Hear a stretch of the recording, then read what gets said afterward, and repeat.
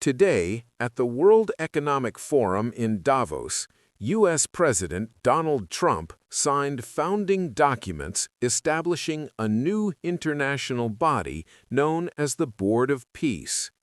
The announcement immediately attracted global attention, raising questions about its purpose, its legitimacy, and its potential impact on existing international institutions. In this report, World Signals examines what the Board of Peace is, who has joined the initiative, and what it could mean for global diplomacy.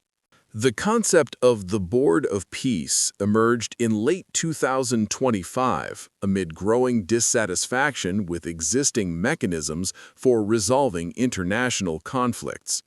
According to U.S. officials, the initiative was initially linked to peace and reconstruction efforts in Gaza. Over time, however, it evolved into a broader proposal aimed at addressing global conflicts through an alternative diplomatic framework. The initiative comes at a moment when trust in multilateral institutions, including the United Nations, has weakened, while geopolitical competition between major powers continues to intensify. The formal signing took place during the World Economic Forum in Davos, one of the most influential annual gatherings of political and economic leaders. President Trump signed the founding charter alongside representatives from approximately 20 countries.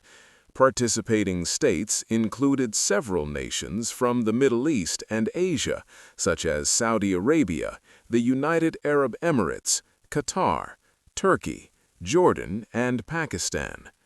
Notably, most major Western European allies were absent from the ceremony, a detail that has drawn particular attention from analysts and diplomats. During his remarks, President Trump described the Board of Peace as a practical and results-oriented platform designed to prevent conflicts and promote stability outside traditional institutional frameworks. Reactions to the announcement have been mixed. Several participating countries welcomed the initiative, emphasizing the need for new approaches to conflict resolution and diplomatic engagement. At the same time, a number of Western governments responded cautiously or declined to join, citing concerns about the board's mandate, governance structure, and relationship with existing international organizations. Russia stated that it is studying the proposal, while China has so far avoided making a formal public commitment. International organizations, including officials linked to the United Nations, have refrained from direct criticism but privately expressed concerns about institutional overlap and fragmentation of global diplomacy. The creation of the Board of Peace raises broader questions about the future of international governance. Supporters argue that the new body could provide a more flexible and action-oriented alternative to existing institutions, which are often constrained by bureaucracy and political deadlock.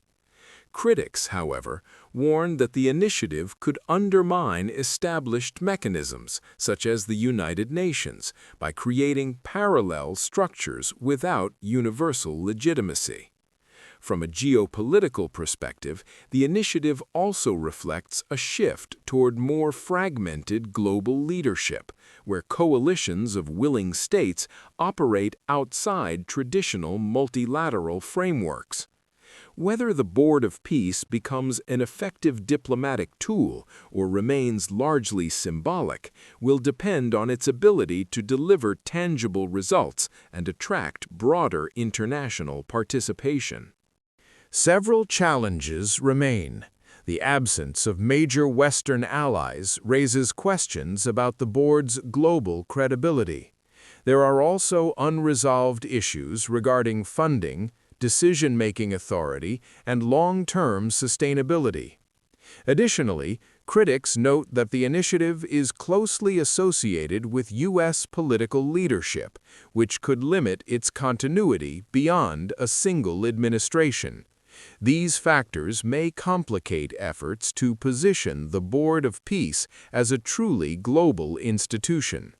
The launch of the Board of Peace at Davos represents a significant diplomatic signal, but its long-term impact remains uncertain. As the initiative moves beyond its symbolic launch, the international community will be watching closely to see whether it can translate ambition into meaningful action.